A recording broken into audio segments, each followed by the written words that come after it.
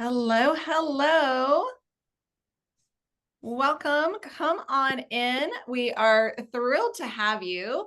As everyone starts to enter, first of all, we welcome you to today's webinar.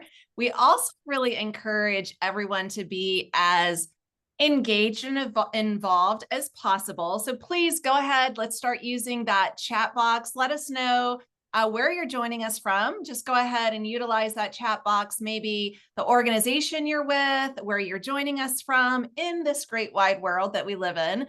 And I will get us started here as everyone starts to engage in the chat. We've got action-packed webinar, action-packed information that Miss LaShonda is going to share with us today. So I will thank you. I love seeing these comments come in. I saw a chili. Let me see what that says. What is it, Wisconsin? Yes, chilly Wisconsin. Well, Teresa, I wish I could send you some of my Arizona sunshine because that would certainly help to warm things up there in Wisconsin. So welcome. You are here for Finish Strong Stewardship Strategy Planning for the next calendar year, which, believe it or not, y'all, it is literally around the corner. It is going to be here soon. So moving ahead, we are thrilled to have you here. Fundraising, and LaShonda, if I can get you to just advance the slide, that would be great. You've got a cause and we want to help you learn how to fund that. So again, we provide these webinars on a monthly basis. I do hope that you join us next month as well. There will be more there. Today, I am serving as the moderator. My name is Jarrett Ransom. Pronouns are she, her. I'm also a trainer here at Fundraising Academy with National University, and very honored to provide an introduction to you, LaShonda Williams. So my friend, my colleague, my fellow nonprofit nerd, hats off to you, because I've also got my pen and paper here to take some notes because I know it's going to come with lots of great information. But let me introduce you to LaShonda if you haven't met her yet. She is a trainer here at Fundraising Academy. She possesses over 20 years, that is 2 decades of nonprofit experience, and that includes secondary as well as higher education, professional school, and most recently, healthcare. Congratulations. She discovered her mission, passion, and her purpose while teaching at her high school. Her mission is to create opportunities to enhance quality of life. Her passion is relationship development, and I have seen that in the works. It is phenomenal. And philanthropic discovery to unlock access to resources that transform lives. LaShonda fully embraces her purpose. Again, I have witnessed that, and I love it because you do it with so much enthusiasm and passion, as well as service to mankind. Currently, back to that healthcare, she is serving as philanthropy manager with Memorial Hermann Healthcare System in Texas. LaShonda also has her BA from Prairie View A&M University, also her Master of Public Administration from Troy State University, and is among the mere 8,000 professionals who also possess their certified fundraising executive credential, also known as CFRE. So welcome, LaShonda, and take us away.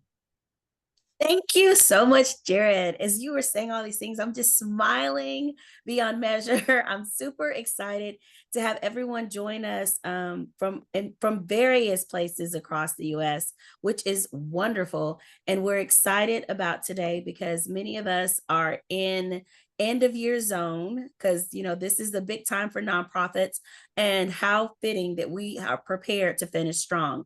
So today we are going to take a really deep dive and look at all the things that are encompassing in stewardship.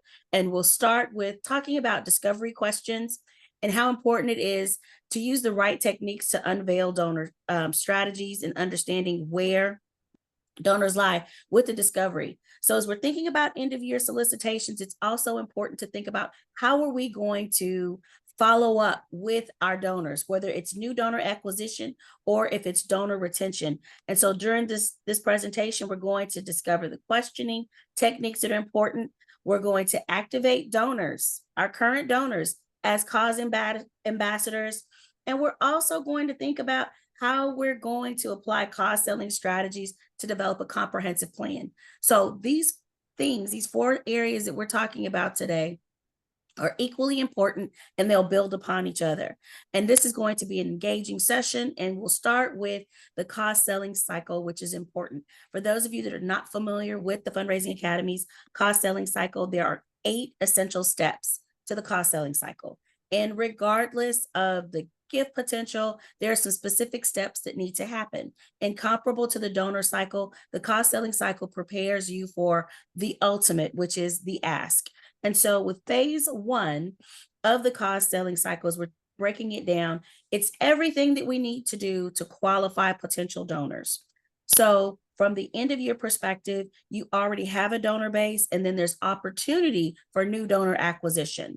And in phase 2 of the cost selling cycle, it is the face-to-face time that you have with your prospective donors. So for those of you that have a portfolio, it is that one-on-one interaction, that engagement that is very important, that fills you with the competencies and information you need to prepare for making the ask, which is in phase 3. And phase 3 is absolutely the culmination of the relationship. And so today's webinar about stewardship will highlight the various steps of the cost selling cycle and how they can help you build a very strong foundation so that as we're preparing for end of the year, we can finish strong.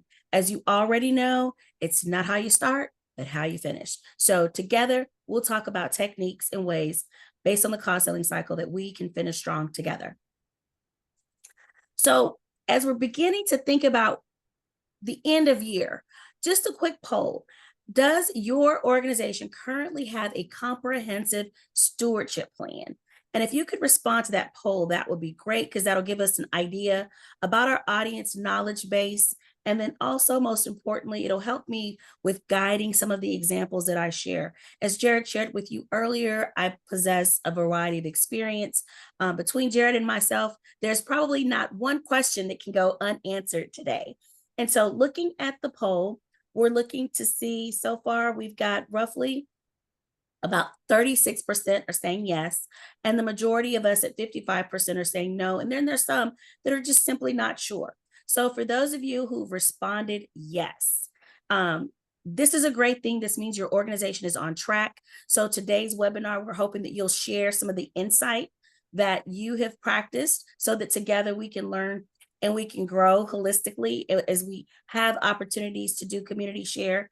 And then for those of you who have not had the opportunity to put a comprehensive plan in place, or your organization doesn't already have one, this session today will provide you with the essential tools and framework to get started. So we're hoping to motivate you to the point where you go to leadership, or if you are leadership, that you go ahead and begin putting together a comprehensive plan before the end of year. So we're excited that you're here. And so we're going to share the results so you can see as well.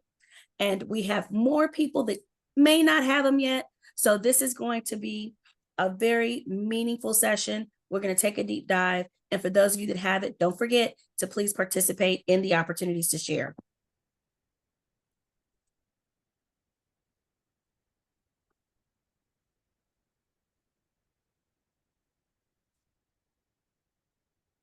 So beginning with need discovery. Need discovery is very important. We mentioned that earlier on the front end, and it's the first part. It's a part of phase 1 of the cost selling cycle. So thinking about your organization holistically and how we're going to finish strong, before we can develop a stewardship plan, we need to make sure we have some things in place. And so we're going to start thinking about it from the perspective of what do we do to engage our donors on the onset? And we will guide ourselves through the entire process. So there are 5 basic types of questions that help support the discovery process. And so when you're engaging your donors, it's important that you incorporate a variety of questions, and some from each of the various types of questions. And the reason why is because together, holistically, the various types of questions will help you develop a comprehensive profile on your donors. For those of you that are in smaller shops, I know you're probably saying, I don't have time to meet each and every donor. I have a solution for you to gather that information that we'll share in the stewardship part as we talk about developing a plan. Open-ended questions is the best way to engage your prospective donors. It's because those probing questions create an opportunity for your prospective donors to share information with you. It invites them to share as much or as little as they'd like. And in many instances, when you ask an open-ended question, it creates an opportunity for you to ask subsequent questions. And one of the things that I really enjoy most about the need discovery phase is that it's an opportunity for you not only to build the foundation of the relationship, but thinking about the things that are closest to your organization and understanding the linkage, the ability, and the interest will help you with discovering a variety of open-ended questions to ensure that you've developed a comprehensive profile. And so some examples of open-ended questions would be, who inspires your giving? And what inspires your giving? What is your desired impact? When did you make your first charitable gift? And every time I get to that question, when did you make your first charitable gift? It creates the most engaging conversation because it asks the donor to take a moment to reflect. So for many of you that engage donors that are lifelong donors, you'll have that awkward moment pause, but then it'll be followed up with this awesome smile. And the smile will be them reflecting on that first gift and what precipitated the first gift. And then they'll tell you not only the organization, but they'll kind of think about the amount of the gift and they'll be able to take you through their philanthropic cycle as a donor. So you'll get the opportunity to explore how or if their giving patterns are consistent in terms of if it's the same type of organization or if they've matured and changed up just a little bit. And they'll also share with you the amount that they gave and say, I can't believe it was only $25. And here we are talking about this $10,000 gift today. So it'll give you some insight on them from their philanthropic space and where they stand. Personal questions are always great because it helps you with developing a relationship. And with the personalized questions, it creates an opportunity for you to share a little bit about yourself as well, because you're building a relationship on behalf of your organization. And so thinking about that, it creates an opportunity for you to ask questions that actually may impact their giving. For example, how many children do you have? What are your children's names? What are they doing this summer? How long have you've been married or been with your partner? Those types of questions are really important in building the relationship because it creates an opportunity for you to authentically engage the donor as well as meet them where they are. And so as you're thinking about developing the relationship and kind of thinking about their inclination and also their capacity, those types of personalized questions help you with building a really realistic capacity goal for those individual donors. iWave and Wealth Engine can only tell us so much, but there are things that you can ask those personalized questions that can help qualify what is a reasonable expectation to ask a donor depending on what's happening in their lives. Are their children in college or are they empty nesters? All of those variables are really important and a part of that personalized questioning. Philanthropic centered questions are really important because that creates the opportunity for you to drive in and hone in on your organization's mission and also to discover the altruism that enables them to determine the ability and the organizational alignment. Because it's really important as you're engaging donors that you are able to see what the alignment with your organization's mission is, what programs that you offer, and how the donor can help you fulfill the mission, and how you can help the donor feel great about fulfilling the mission based on the impact they would like to make in your organization. Cause-specific questions are really great because that creates that opportunity to truly hone in on specific programs that really speak to the donor, and you also to gather information about what is it about this specific program that really drives you? What type of impact would you like to make? Where would you like to see this program go? And from a personalized standpoint, asking them, what would you like your legacy to be? So those types of questions really help you get robust information about the donors so that when you get to the point where you're asking and it's end of the year and you're assessing your portfolio, if you have an individual portfolio, you can make a reasonable assessment on developing what that ask for end of year is. And then for those of you that are pulling together end of year solicitations that are for a larger group, for like annual giving, and I've done annual giving work, then you'll think about ask strings based on your matrix. And we'll talk about looking at segments a little bit later in today's session. Now, the closed-ended questions you already know are the simple and sweet ones, the yes or no's, the definitive answers, but they also lead to awkward moments of silence because if the donor does not elaborate, it can be very awkward. So we want to limit the number of closed-ended questions because we really want to foster an opportunity for the donor to authentically engage you and to provide you with as much information as possible early on in the relationship so that you in turn can share with them and allow them to discover the fabulousness of your organization and how it connects to all of the things that they've shared with you in the discovery process. And so with that in mind, I've talked a lot. We want to hear from you. So tell us in the chat, what are two important discovery questions that you feel like you should ask every single donor every single time? Two questions that are very important that we really must have in our pool of questions as we're discovering. LaShonda, as our viewers and listeners both start adding their questions, I would love to ask you from that fundraising lens, who do you bring into the conversation to build out the discovery questions? Do you engage other teammates, maybe colleagues or board members? I'm curious, like, who do you lean on to build out some of these questions as these start to come in for us? That is an excellent question, Jarrett. So you can lean on all of the above. Okay. So depending on your role and your comfort level. So for me, in our current organizational structure, I will sometimes engage with our prospect researcher. So, obviously you have a CRM, which is going to give you so much. And then you may have access to wealth screening engines. But in addition to that, there is some additional information that you may need to know. And that additional information can come from your prospect researcher who will say, okay, this is what I was able to secure, but here's some other things that we need to know to truly get a full look at this prospective donor so that we can give you an accurate assessment of what the capacity may be.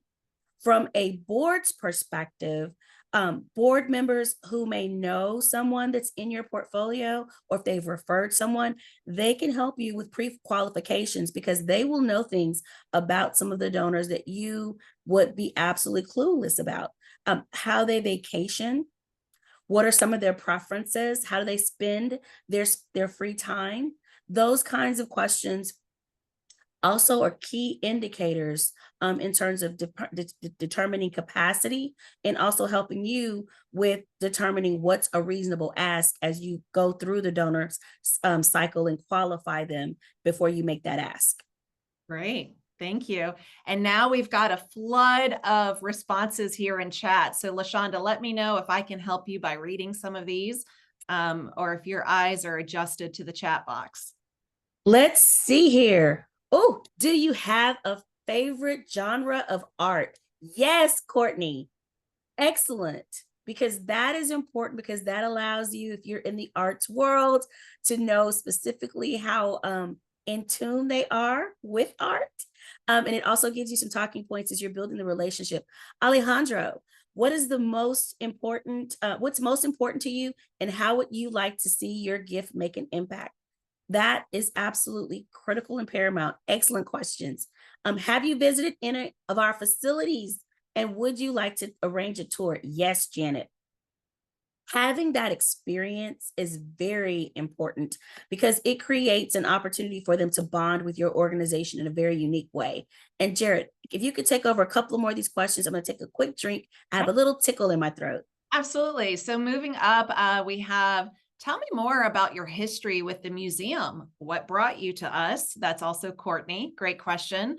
I love this one too from Teresa. And I love the caveat here. What inspired your gift? And this is in particular when a gift comes in without a designation, right? Like, is there a program or is there an area where you would like your gift to have an impact? I love that, Teresa. That's being really proactive, right? It's not just saying thank you for your gift, but really taking the opportunity to engage, interact, steward them further. What inspired you for this gift, and in what program and area would you like to see that impact?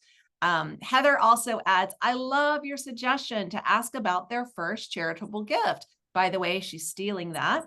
I also ask if they're interested in getting involved in other ways.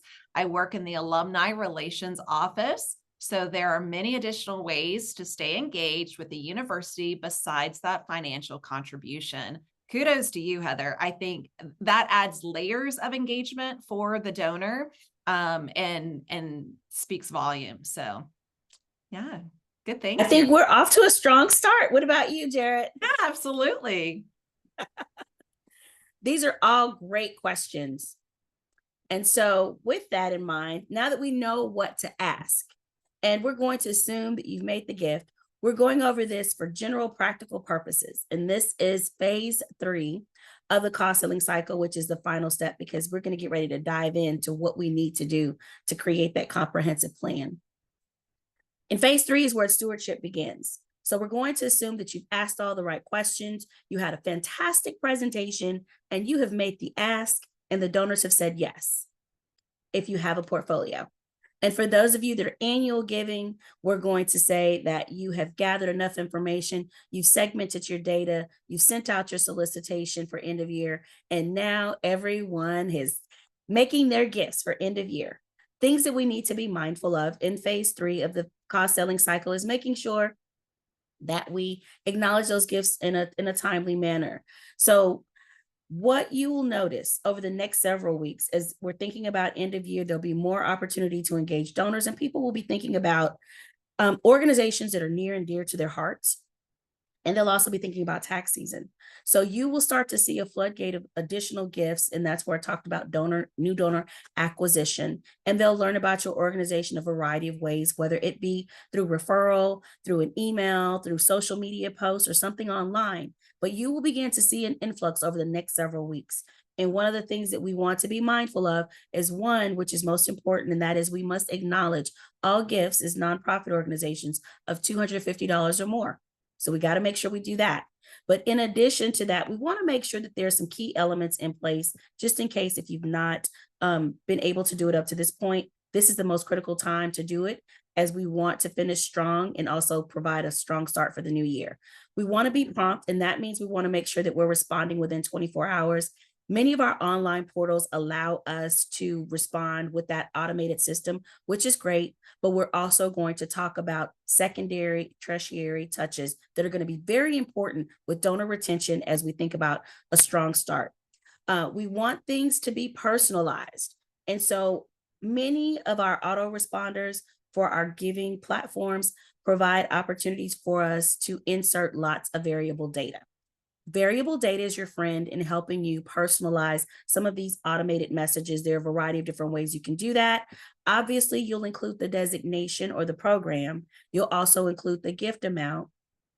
But some other additional touch points that you may want to include as far as variable data is concerned is also perhaps adding a very nice message, a message from perhaps the CEO or the director of development or the person who manages that particular program that they may be giving to. So depending on the sophistication level of your giving platform, you can set up a variety of different personalized messages that may be specific to that giving designation.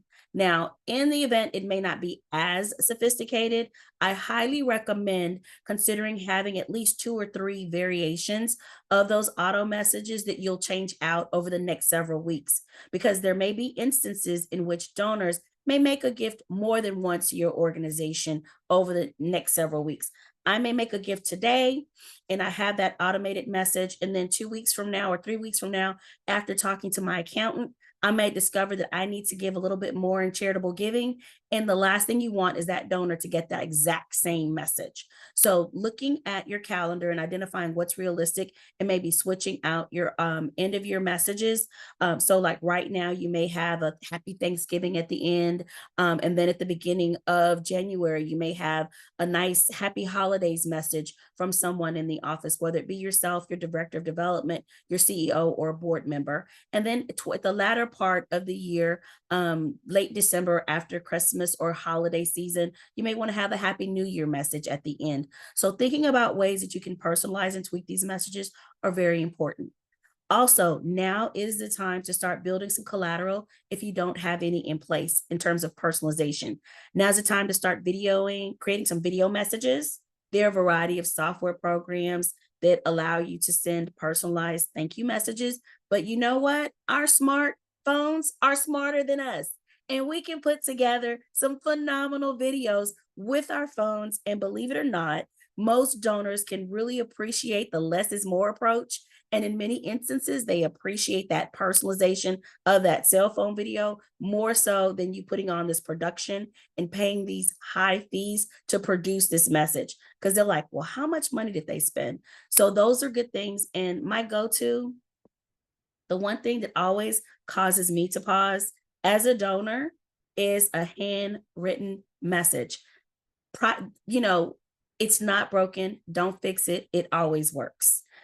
Thank you messages that are handwritten are always phenomenal. And then also thinking about sending out messages perhaps from those that are recipient of said services or writing a note on behalf of the recipient of said services. Thinking about all of these things help with personalizing. Also think about who's the signator. You know, having variation on the signature based on perhaps the gift amount and or the designation area. So the signature on your programming for women in a particular academic area. So women's studies, it may be the dean of the women's studies group or the head of the program. And then also thinking about who are some influencers within that particular area. So if you have a current donor who is a significant influencer that gives to that particular area, having a nice message from that individual or a quote from that individual and including it on there really will help with elevating and personalizing it. And earlier, my friend Jarrett mentioned board members. Thinking about your board members and if they have relationships with some of these donors, you know, having cards ready and then having the board members and or your CEO write a note to specific individuals that they have a personal relationship with also adds that extra touch. Um, Passion reigns supreme in all things fundraising, okay? The more passionate you are, the more your donors will feel it, they will receive it, and your story living with them, sharing what's happening in real time with your organization can transcend through words. Not everyone is going to be the expert linguist like Shakespeare, but as long as you put the words together from your heart, I'm sure that donors will receive them really well. We want to be mindful of our word choices. We're maintaining all the positive phrases. We want to highlight program growth and opportunities for development and expansion. And most importantly, we all know we want to demonstrate gratitude with consistency. So that's what we'll do for the gift acknowledgement. And now we're going to dive a little bit deeper and talk about how to segment this for those of you that have annual giving in your hands. So stewardship resources and being able to segment and looking at your matrix is going to be very important at end of year because lots of gifts will flood in because we're optimists, we're positive, we're passionate, and we're going to promptly respond to all those gifts. Thinking about the gift history is really important. We've viewed ways to acknowledge the gifts, but we also have to take time to analyze the data. So looking at your data will help you with developing a sustainable stewardship plan that is reasonable and feasible. There's a variety of different ways that you can segment your donor data with personalized touch points, but you've got to take a look at it from its totality first. So some things that you want to look at and have either your gift processing team to help you with, or your data manager to help you with is developing some reports and some key reports that'll help you and help guide your process and making decisions about your comprehensive plan. Include lifetime cumulative giving totals, the annual total amount, annual gift milestones, if there's like that one large gift that's a standout, and then looking at segments for upgrades and renewals, because end of the year is the perfect time to ask your annual donor who has given $1,000 every year for the past 5 years to consider in that ask string 1,025, 1,500, and $2,000 to have even more impact with your organization. Another string of data to look at is anniversary and milestone segments, which is very important. First gift anniversary, annual gift, the largest gift, and consecutive giving. Consecutive years of giving can invoke a lot of emotion from donors. There's been an instance where I've sent out end of year appeal, and the end of the year appeal was renewal and some LIBOR acquisition. And with that, I, started off with the nice words of thank you so much for your support through X number of years. I provided how much they'd given lifetime and for the calendar year.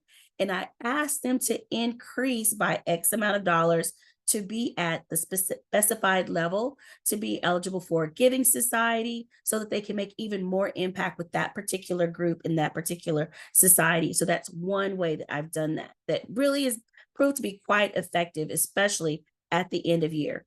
And then another way to look at your data and your matrix analysis is demographically speaking. So for some of us, the majority of our constituents may reside within, 50-mile radius. So they could come out for a stewardship event, but not everyone is that fortunate. So looking at the demographical radius will let you know if, how you can foster meaningful relationships and stewardship events, whether you may need to go to a particular region and host some events if you have quite a few donors in an area, whether it be a salon event or a larger event. And then also thinking about maybe perhaps we need to do a hybrid event because of the demand. So the demographical data, looking at the gift history, anniversaries, milestones, all of this data can help you with determining how your comprehensive stewardship plan will look in terms of being able to create achievable and reasonable goals. So I hope that you've made notes about the data that you need. And now we're going to take it one step further. And this is where Jarrett, my good friend, brought it up real early. Ambassadors. We've got to have our ambassadors. So we have pieces of the puzzle. We've done some preliminary work. We've talked about discovery, which is important, the types of questions we need to ask. We've talked about how we are going to be very responsive in a timely manner to make sure that we're acknowledging those gifts. And we've also talked about ways we're going to segment the data. Now we also need help, especially if you're a smaller shop. And so this is where your cause ambassadors come into play, your board of directors, your advisory council, volunteers, your loyal donors. They all have demonstrated relentless commitment to your organization, and they're the people that you can rely on. And so as you begin to prepare end of year, now is the time to pull those people in, to activate them now, to help you with writing those thank you messages, and to also think about if it's okay to use their signature. Now's the time to ask them. And also now is the time to ask them if there are any specific individuals that your organization has not secured as a donor that they would like to help you cultivate for an end of year gift. So it's really important that we're activating them. And so with each of these constituencies, it's really important that we're looking at how they can help us amplify our organization as we're thinking about a strong start. And you also want to be mindful of their skill set. So if you have board of director members that are full of energy, that are passionate about your organization, that are talkers, that can help you close the deal, that are happy to attend a donor meeting with you at the end of year, invite them. If you have a volunteer or a board member or a donor who's a strong writer. Invite them to help with writing some of the thank you letters. Depending on skill set is how you will activate your ambassadors. And hopefully you're aware of what those strong skill sets are. And if you're not, now's the time to begin asking those open-ended questions about things that they enjoy doing and what some of their strong skill sets are.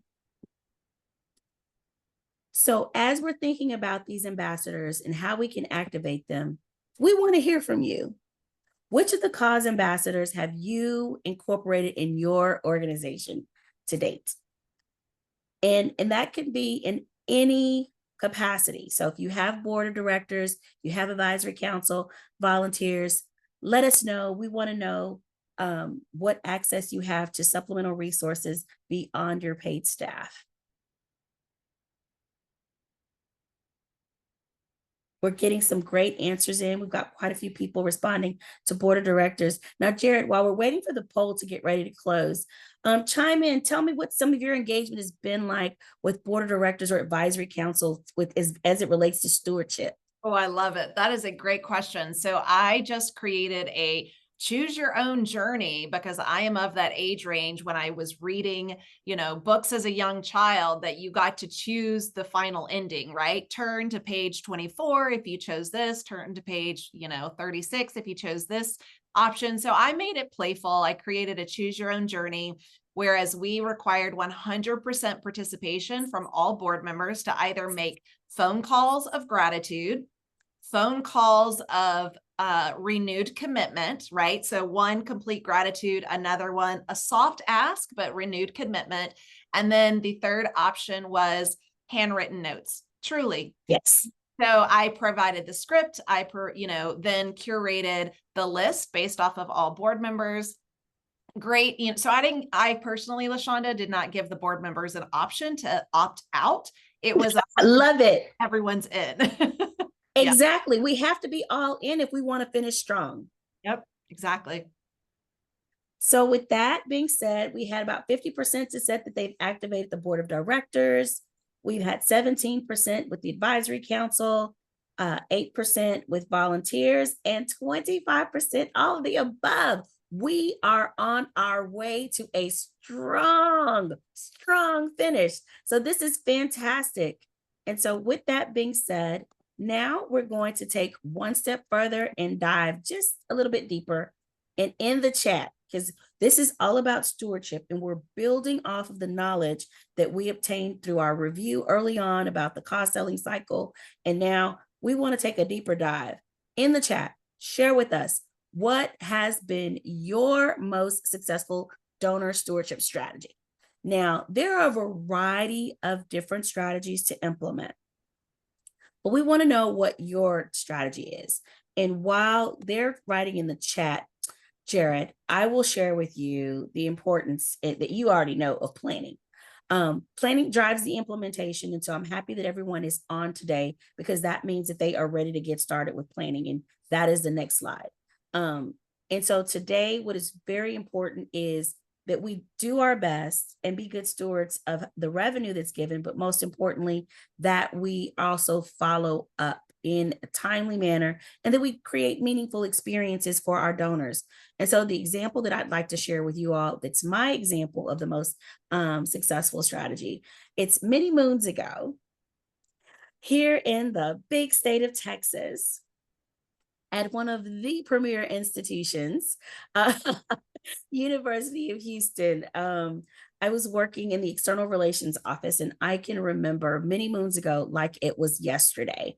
It was around this time of year, and I really wanted to hone in on those donors who had endowments with the institution. And endowment donors, one, have made a significant contribution and commitment to the institution. And I wanted to do something a little bit different, right? Yes, it's the end of the year and they will get an end of year solicitation and they'll meet with their relationship manager at the end of the year. But most importantly, I wanted to do something that would be unique that would touch their lives. So I went to my VP at the time and I was like, I'm excited. I've got this great idea for those that have endowments with the College of Business. She's like, okay, well, what is it? And I was like, I'd like to send holiday cards to every donor that has an endowment with Bauer College of Business. She's like, LaShonda, I'm not sure if we could really afford that. Because she was thinking that, it had to be this card that was printed by this printing company. And I was like, no, we just want to keep it simple, just something. And so she was like, well, I appreciate your enthusiasm, but I think we really need to pass. Well, sometimes when it's a really good idea, you have to just invest and bet on yourself. And that is what I did. So LaShonda went to the dollar store, and I'm sure you've got a Dollar General or Dollar Tree somewhere. This is not a commercial. And I purchased an assortment of cards. So at first I looked at the endowment list and saw how many recipients of said gifts. It was roughly about 200 students. And I cannot recall the number of endowment owners there were, but needless to say, I had to get cards for at least 200 students, 20 some odd bucks. So I got a variety of cards, blank on the inside. And with those cards, 9 out of the 10 designs were very generic, holiday-ish, festive, a wreath. And then there was one that had some reference to religion. And so I showed her the card. She's like, LaShonda, I don't know. I was like, well, you said we didn't have money to buy cards. So I bought cards. Can we pay for postage? So she was like, fine. But then she asked a question, and a very valid question. She says, well, what about those individuals who may not be religious? They may be offended. And I was like, I doubt if the donor would be offended because it's coming from the recipient. It's coming from the heart. Now, fast forward, what did I do in preparation? I sent out an email to all of the students that were recipients and asked them to go ahead and formulate their message. In their message, I had them to write down their name, obviously, their GPA, what their career ambition was, what they were doing for the holiday, and how that scholarship has impacted them to date. She was like, okay, LaShonda, you're sending this to them. Now, what are you going to do? So I organized specific times that they had to come into the office. I was not going to let anybody take that card out of the office. And she was like, well, LaShonda, a couple of people have like 9, 10 recipients of the endowment. Great. They'll get 9 or 10 different versions of a thank you card for the holiday. Fast forward, after about 2 weeks of hunting all the students down, getting the postage, getting it in the mail, we were getting ready to go off for holiday. I was happy. Everything went in the mail before we left for the break. We got back on the break. I had a message that the dean wanted to see me. And I was like, oh my goodness. So I go down to the dean's office and she says, LaShonda, what did you do over before the holiday? I've got all of these calls and all these emails. And she said it with a straight face. So I was like, oh my goodness. I said, well, before the end of the year, blah, blah, blah, blah, blah. So I told her what happened. And she says, great job. All the donors, they're calling and they want to meet with me and they want to meet with the students. And when I tell you, she culminated that with a handwritten message. I literally was like almost in tears. I was so happy. So needless to say, that effort was a tremendous success and it led to donors meeting students, which meant an additional investment in their education. So that's my most successful stewardship story. Now let's see what you all have to share. We've got ask board members to host an event for a specific level of guests and donors. Emily, spot on, because having access to board members is a very exclusive opportunity that many people would love to experience. And the board members are very happy to host in most instances. Hosting events around Danish holidays and building community amongst our donors and residents. Yes, Miss Patty, that's what I'm talking about. That's very important. And let me go up a little bit. Handwritten cards from board members. Yes, Teresa.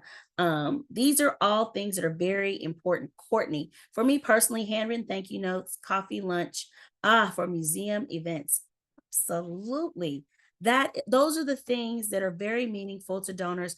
And one of my dear friends, I used to say, having storytelling, and he says he called it story living. So making them a part of something in real time and being able to experience it as a donor, those personalized touches definitely go a long way. Jared, let me know if you want to chime in on anything else. I love these. I worked with an organization and got to visit their campus essentially in another country. And I had taken computer paper and I wrote out thank you. So every page had a letter on it, right? THANKYOU. And I had the kids hold it up, say thank you in their language. I did a quick little video of it.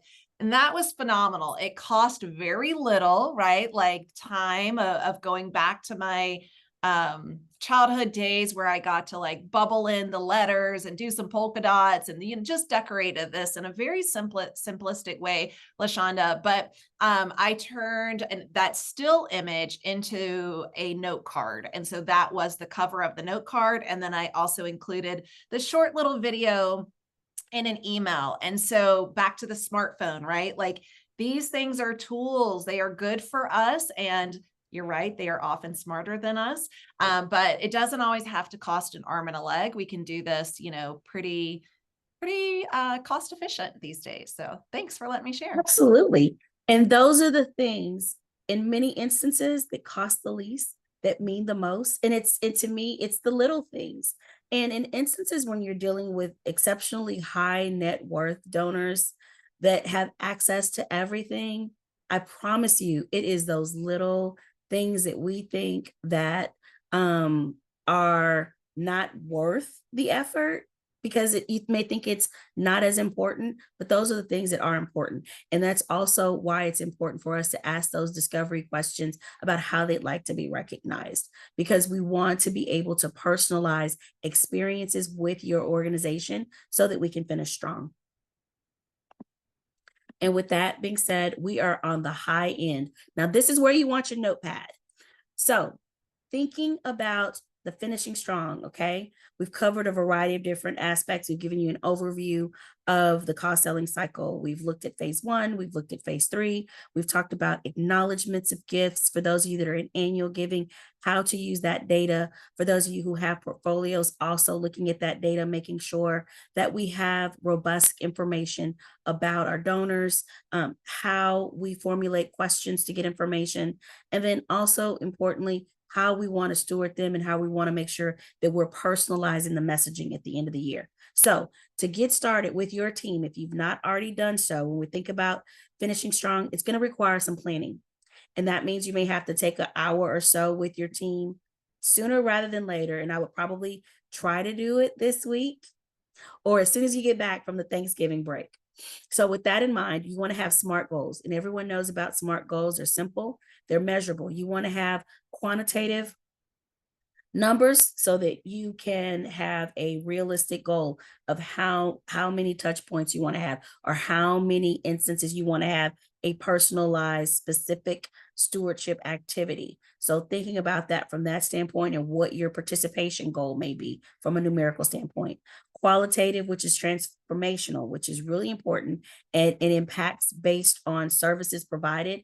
And it also demonstrates, you can demonstrate this through testimonials. So getting information and feedback from your donors, for example, implementing a donor survey would be great in terms of including inside of your goals. You want to have something that's attainable. Looking at comparative data. We talked about various ways to segment your data, looking at it year to year. How do you want to grow as it relates to stewardship, your stewardship engagement, your stewardship activities, your stewardship opportunities, and methods of delivering stewardship messaging? You want to also make sure it's realistic. So thinking about the size of your organization, you may be a small shop and you have to invite volunteers to help you with supporting it.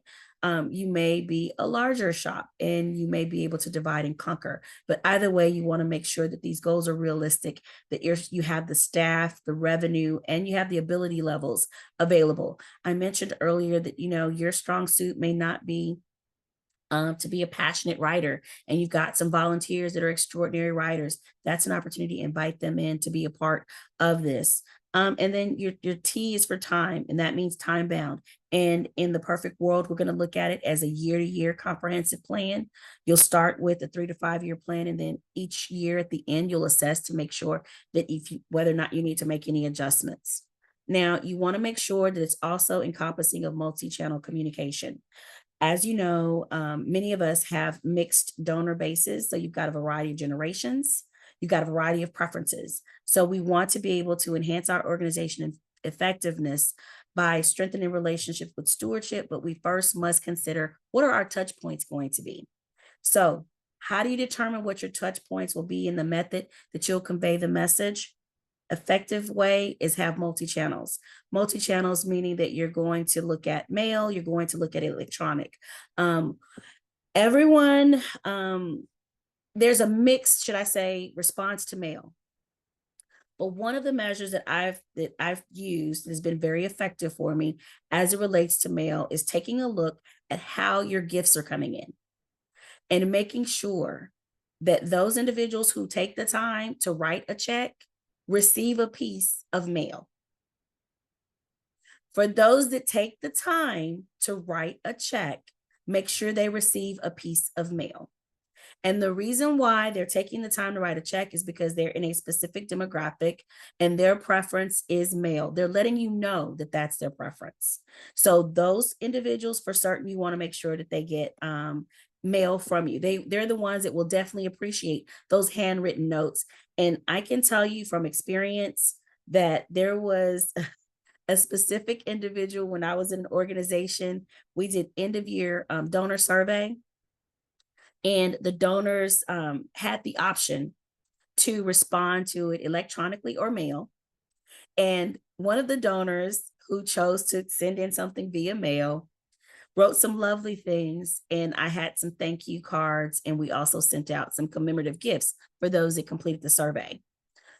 One particular donor, I took the time and wrote a really detailed response to him because he gave so much detail because I wanted to acknowledge.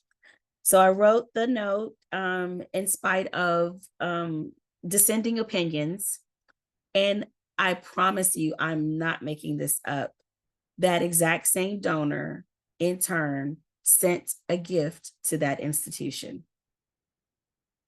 That was not my intention. I just wanted to properly acknowledge that that individual had taken the time to write all this information out and to demonstrate the value in their information, in their contributions as a professional, as well as being attached to that particular organization. When you're thinking about electronic emails and newsletters, our mailboxes are full. You've got to have catchy titles. You've got to have catchy subject lines. If your subject line is not catchy, no one's going to open it. And I can recall working for an institution that used the exact same subject line every single time. And I told the individual that was responsible for sending out the emails, if you use that one more time, I'm just going to die. And I literally had to challenge them every time. It was like, no, we're not sending out that exact same email subject line. Because you're competing with other organizations. So you have to have these catchy ones. And if that's not your strong suit, that's fine. There's someone within your organization, there's a volunteer, or there's an opportunity to have an intern that, is highly keen to social media and multi-marketing.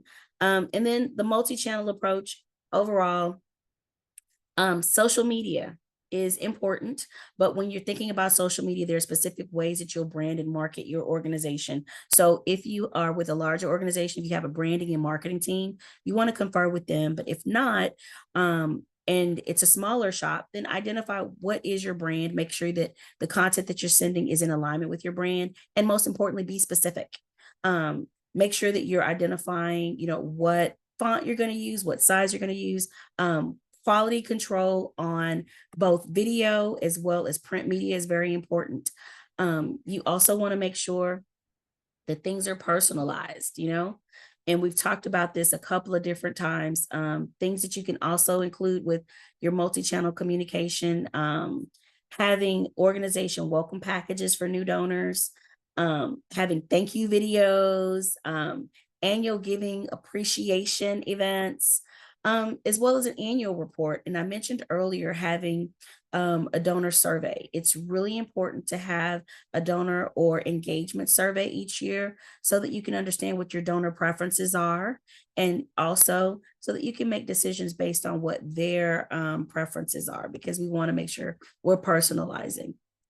In addition to that, 7 touch points. Now, Jarrett, this is my go-to.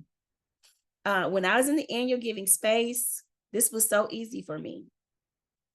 It's important, contacting or engaging with your donors at least 7 times is very important within the year. And that means you're not asking for a gift.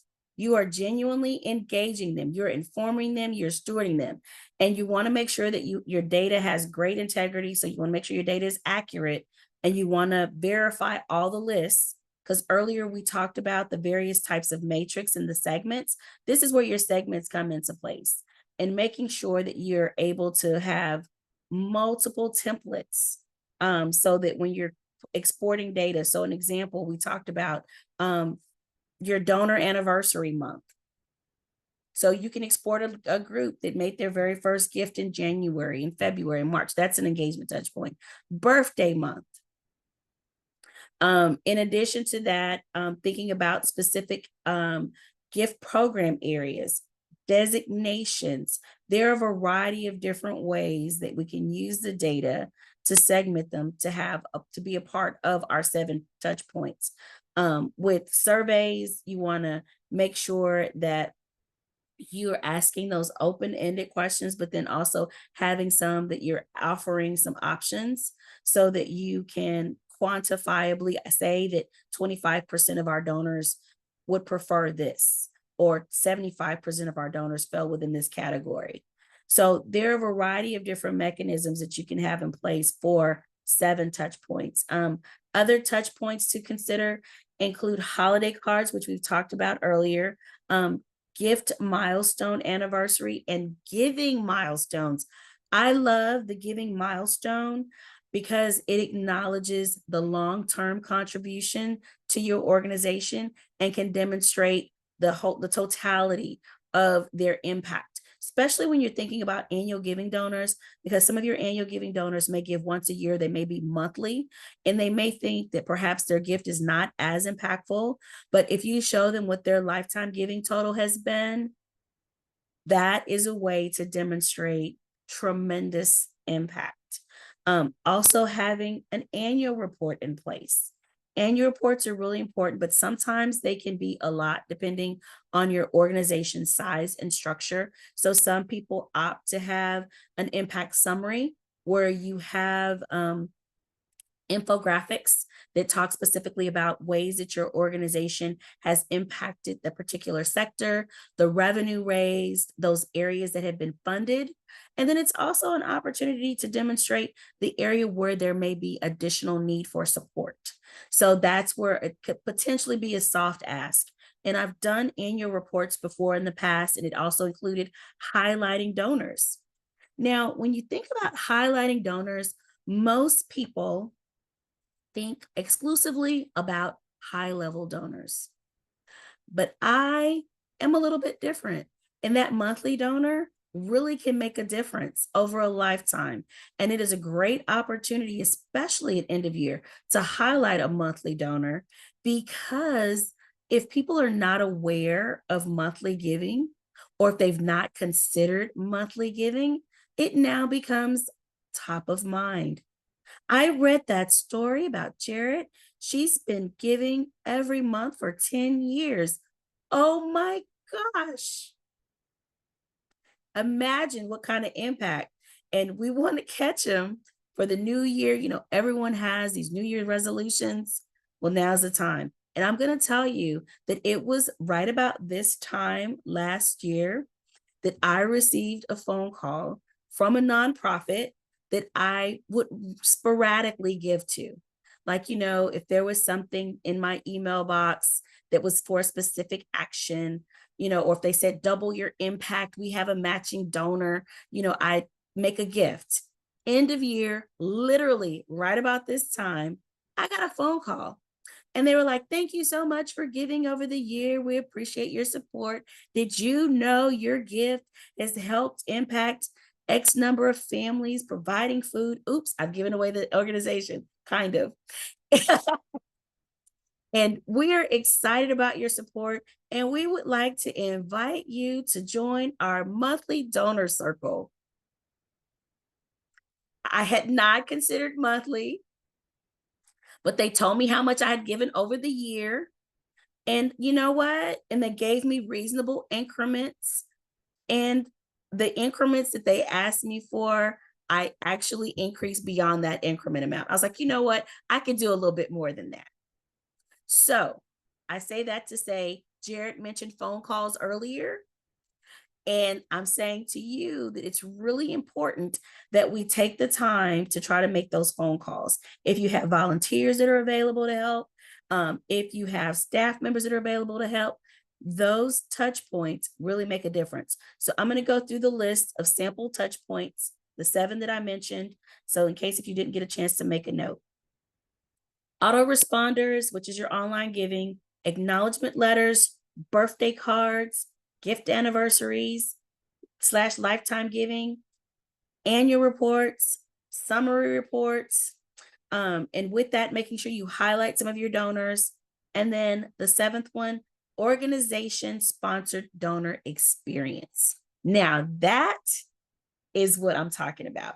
Earlier, some of you mentioned in the chat about having the site visits. Those things are very important to donors, being able to experience it in real time. And the story that I'll share about donor experience in real time, I just went to an art exhibition for one of our facilities, and the artists were present and they were able to share about their artwork and what it meant. And as they shared with me in real time, I mean, I was overcome by emotion.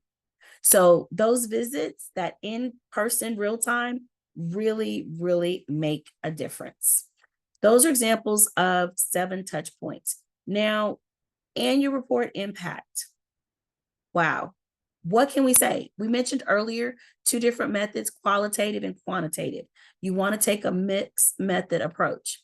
And with that, from a qualitative standpoint, highlighting donors, highlighting recipients, highlighting program directors and leaders that can tell you about how much the program has grown and the vision for the future, and how donor support has played a major role in the growth of the organization over the year. Those types of messages are paramount. They're keen. Also, you want to include, dollars raised from a quantitative standpoint, the number of donors that you have. And then you also can put in there your wish list. Like, we're hoping to grow in the next year by this percentage. Identifying opportunities that we may not publicize as often as we should. And I know times are ever changing, but matching gift follow-up, making sure your organization has information about matching gifts and highlighting them in your annual report, if you've received some matching gifts, can make a difference. Now, matching gifts and challenge gifts are 2 different things. So challenge gift is when you have a donor that says, if your organization raises X dollars, I'll give, which is great. That's something great to highlight. But matching gifts, I'm speaking of those matching gifts from corporations.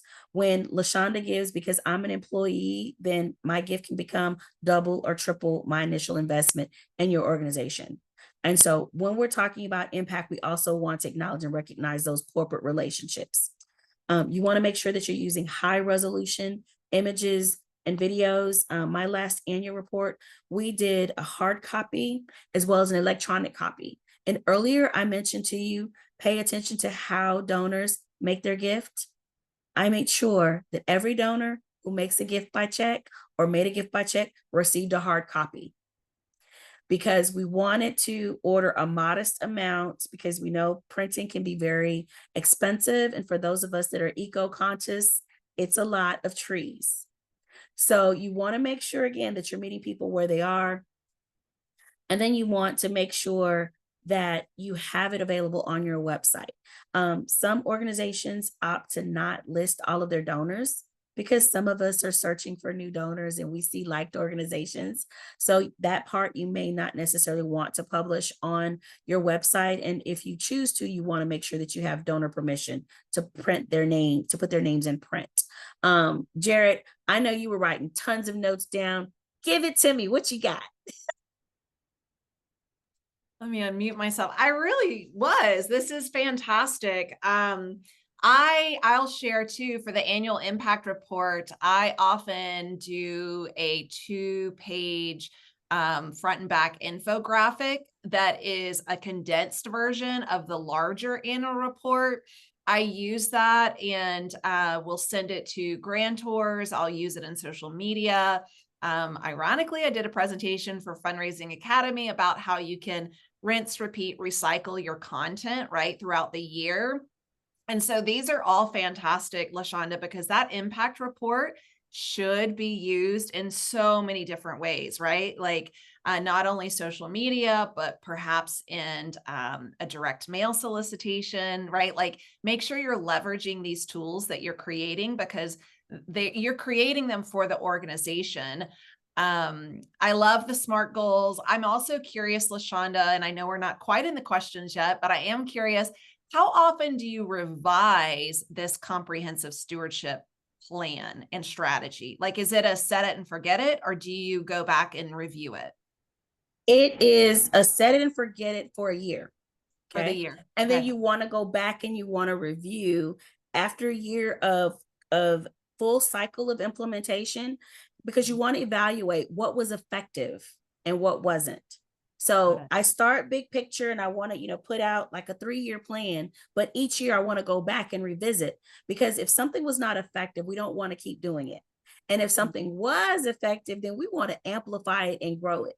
And that's why it's really important that the comprehensive plan includes an annual donor relations or donor survey, however you'd like to phrase it. It's important that we get their feedback on a regular basis because year to year, your donors will change.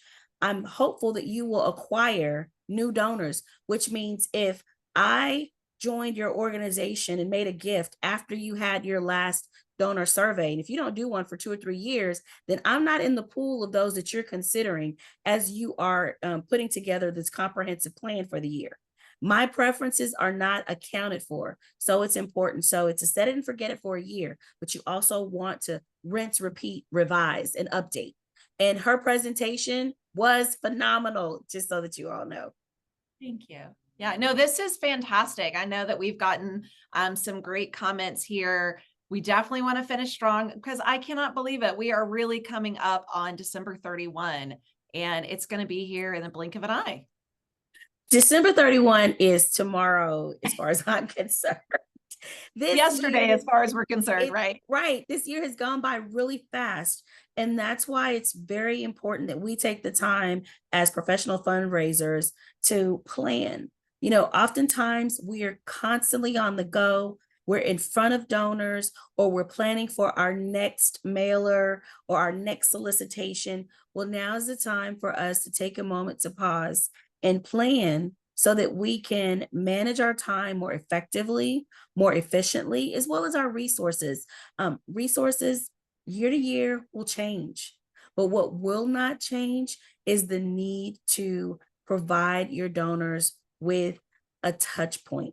And 7 touch points is proven to be very successful because it keeps your organization top of mind. And some people will say, well, I do a newsletter every quarter and donors don't want to hear from me all that time, all those times. Well, there are a variety of different ways. And so you want to make sure that you're using multiple channels. And that's the key. multiple channels. So you want to send maybe 1 or 2 emails during the year. Then you want to send maybe 1 card and then 1 personally written note, a video. So you want to use all the channels, and you can acknowledge donors via social media. So, I've seen on LinkedIn as well as Facebook and Instagram organizations saying, just a generic holiday card. Thank you to the supporters for the 2024 calendar year. So those types of things do matter. And then providing, some type of descriptor about the impact that's been made, because because of our 10,000 donors in 2024, we've been able to accomplish the following. So these types of touch points are very meaningful, very thoughtful. And then there are also instances I mentioned earlier that you can get really personal. Yeah, love it. This is fantastic. I think we're moving into questions, LaShonda. Shall we? We are honing in. Give it to us. So if you Yeah, have let us questions, go ahead. Go ahead, my friend. no, go ahead. Yeah, You if you kick it. have questions, put them in the chat box. I know I have a few, so I might pepper you with my questions as others start to get theirs written out. This all been phenomenal. I really have taken a lot of notes. I've also sent a text message of like, hey, can you remember to capture that thank you video from the kids while you're at program today, right? Like these little nuggets of reminders, because you're right, we get into the flow of go, I'm going to say, right, where it's go, go, go. And now's the time to really pause, look back at our plan to say, what have we forgotten about? I also want to call out Giving Tuesday is coming up, right? So that should and possibly is part of your plan. So yeah, if you have any questions for LaShonda, please do drop them in the chat. Everybody will get this recording sent to you post a webinar today. But definitely let us know what questions you have. And as those start rolling in, my friend, LaShonda, I want to ask you a complete devil's advocate question, because I have a feeling some of our viewers and or listeners on today's webinar might be questioning the data that they have in their database, right? So this could be perhaps small to mid-sized shop. It could be, I'm not sure if we really want to send these anniversary cards, because are we 100% confident that we know the anniversary date of our donors? It could also be that we did a CRM transition, right? And so making sure that these, I don't know, the data fields are matching up and are accurate, right? So can you just kind of talk about devil's advocate, if we are amongst the camp, if you will, LaShonda, of questioning our data, like how can we really customize this without the complete confidence of our data? So that is a very valid and important question that many of us encounter on a day-to-day basis. We're often questioning the validity of our data. So I will say the most simplistic response to that is go with the data that you know is accurate, which is going to be probably the most current year to date. So, for example, as you mentioned earlier, with gift anniversary. So, if you've been with an organization for a year and you're confident that that year's data is clean, is good, then perhaps you would not say that that is the year. You may not name the year number, but you may say happy anniversary for the gift that you made last year, or thank you for your consecutive year gift when they've done it the second year, that you can attest. And the word is consecutive, not with a number if you don't know the exact number. And as it relates to kind of cleaning it up, that's where the donor survey comes into place, so that you can increase the integrity of your data. And then as it relates to like birthdays, if you don't have that data, again, that's where the survey comes into place. And you're only sending them out at the beginning of the month. So you're not acknowledging the specific day. You're saying happy February birthday month to LaShonda. And there's no need for you to include the year. And I know I don't have to say this, but I'm going to say it. We don't need to say happy 51st birthday, LaShonda. Just simply happy birthday is sufficient. Yeah. Or No, happy that's birthday great. month. Yeah, that is great. I appreciate that. Thank you, because I know I hear that often is like, oh, I don't know about the integrity of our data. Yeah. How can we do this? So, okay. We do have a question come in. So again, encourage everyone to utilize this time. We've got LaShonda's brain and her expertise to answer your customized question. So this is an anonymous question, LaShonda. What are the best stewardship actions besides emails and besides phone calls that we can do without a budget, right? So we don't have a line item for stewardship in particular. So what are some additional stewardship actions outside of calls and emails? I would say a lovely video, straight from the heart. These smartphones have a variety of features. I mean, I'm an expert at airbrushing my photos. Okay. Noted. And I'm sending you mine next. right. And and I've got a mentee who can change a background in a minute. Like, so I say, the videos are really, really meaningful. They're impactful. So a recent topic that's come to the top of mind as we think about the philanthropic sector is ethical storytelling.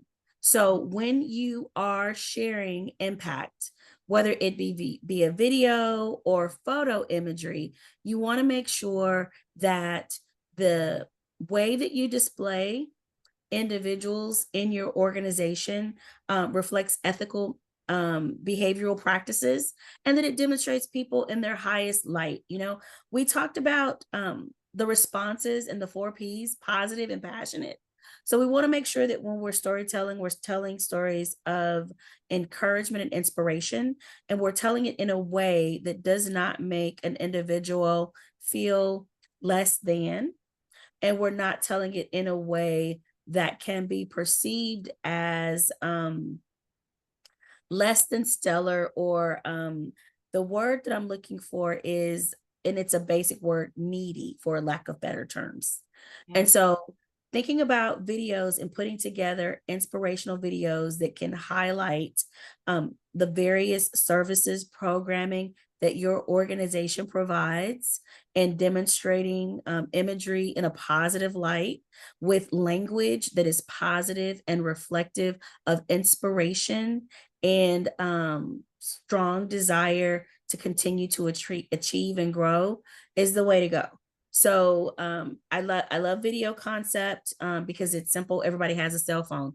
Some of us may be a little particular about who touches our cell phone and what we get on our cell phone, but cell phones are very, very easy. There's also a variety of different free softwares that you can download. So I would like kind of look into what free software tools that are available, and also thinking about your organization and what types of products they have. So like with Microsoft Office, there's Adobe, and Adobe has Illustrator. And I want to say it's InDesign, and it's not very expensive. And when I say not very expensive, I'm thinking less than $200. So with that investment, you can have some additional skill, tools to help produce some of your collateral. And then I will always go back to, I spent the majority of my career in higher ed, and interns were my best friends because they are out in the real world. They're learning the cutting edge technology. They know the trends. And I would say, incorporate opportunities for your volunteers who have really strong sets with design, with writing, and or talk with your director and or CEO and ask if you can partner with the local community college and or college to have an intern to work with your organization to grow your number of resources, and they can help with developing collateral and putting together some electronic media. Now, as far as print is concerned, another option, for because I did mention you want to make sure that you connect with those that write those checks with print. Consider partnering with a local business, co-branding, and having them to be a part of your stewardship package or your stewardship plan, partnering with organizations for either, putting together collateral material and or hosting events, and having those underwriters for your receptions, donor receptions, depending on your demographic audience, who the majority of your donors are, and understanding your data. That helps you put together a sponsorship package to identify companies as prospects that may want to underwrite some of your events, because your current donor base fits the demographic that they're looking for to broaden their business awareness. Great responses. So yes, I hope that provides you some additional ideas. There's, there's a lot of options. And also I would advocate for next year, there is a line item, right? So like you don't have one now, and that's okay. Let's get scrappy with the tools that we have, and also engage in those partnerships, the interns, things like, those resources are phenomenal. And then hopefully next year you can build into a budget to support that. So all great things. Definitely, if you have any more questions, please go ahead and drop them in the chat. And as we wait for any more questions to come about, LaShonda, you want to take us through the summary of what you shared with us today? Absolutely. As we are getting ready to wind down and finish strong, it's important that we remember to ask discovery questions that unveil donor motivations. If we know why donors are motivated to give to our organizations, that only helps us. It empowers us to be stronger, to be greater, and to ensure that we're able to personalize our communication and recognition based on their needs. We want to make sure that we invite loyal donors to become ambassadors. Referrals are the most effective donor acquisition strategy. And the end of the year, by having our cause ambassadors infused into our stewardship program, that only ensures that we're going to continue to grow and that we'll meet, if not exceed, our goals. Data mine to develop stewardship segments. That is going to be very important. Jarrett asked the question about, if you're not sure about the integrity of your data, what do? You have to make sure that you go with the information that is accurate. And if you're not certain if any of it is accurate, scrap it. And when I say scrap it, I mean scrap it. That means that you're looking at your database and what is the essential information you need to know. You're putting together a donor survey so that you can secure the good information that you need to help you with some of the segments that you'll need to make in the future. And you want to make sure that you're very mindful and that you're very transparent with your donors. So should they ask, if you send them something and it's not correct, we have to be very honest with them and, be apologetic and let them know that we'll look into it. And when I say scrap, I don't mean trash it. I mean, don't use it. So clarification. And then we want to develop a comprehensive plan. The comprehensive plan, with the SMART goals, having those 7 touch points throughout the year that are non-ask related, that are cultivation and engagement, are paramount. We're about to receive an influx of gifts at the end of the year. And we want to make sure that donors are properly acknowledged, that we're implementing the 4 Ps, that we're making sure that we've personalized them. It's passionate, it's timely, it's prompt, all of the things. But what's most important after that initial acknowledgement is how we follow through the year with them. So we can finish strong by putting in place a comprehensive plan to be able to engage our current donors, our new donors, and then our board and ambassadors now, so that because we're going to have a strong finish with giving, we also want to have a strong finish with having a stewardship plan in place. And so with that in mind, I'll revert back to you, Jarrett, just in case if we've gotten a couple of additional questions as we begin to wrap up. Yeah, thank you. No additional questions, but the next slide will show everyone how you can connect with us. So if you realize at the end of this webinar, or maybe you're watching the recording, and you realize there's another question or something else you'd like to ask us, please do connect with both LaShonda and myself. You can scan the QR right there, connect with us individually. You can also visit Fundraising Academy, Cause Selling Education on LinkedIn. It's a very active community, very active page. So we do encourage that connection. I will speak for myself and also for LaShonda, because she is very generous with her knowledge, very seasoned, experienced professional fundraiser. So please do connect there. And then also, if you're interested, we want to share the Master Fundraising with our Fundraising Essentials Certificate. This is new, so it is phenomenal. I've been privileged to be a part of creating some of the tools that support this, but go ahead and scan this QR as well, or take a screenshot so you can go back and scan the QR here in just a little bit. But this is 125 hours, flexible, modular certification. So it is really built and to fit into your schedule. We all know that we're busy right now. Thank you. We do have a link in the chat, so you can visit that for us as well. And then you can register at no cost with our online learning portal. I also say share this with your board. This is a phenomenal resource. There is so much information on this portal. And so make sure that you do visit this. You can look at, topics just as we talked to today, stewardship. You can look at board engagement. You can look at prospecting. So really the entire call selling education model and the phases that make that up. As you can see, the graphic on the computer, on the image here in front of you. This portal is filled with amazing resources, and it's free. So please definitely take advantage of that.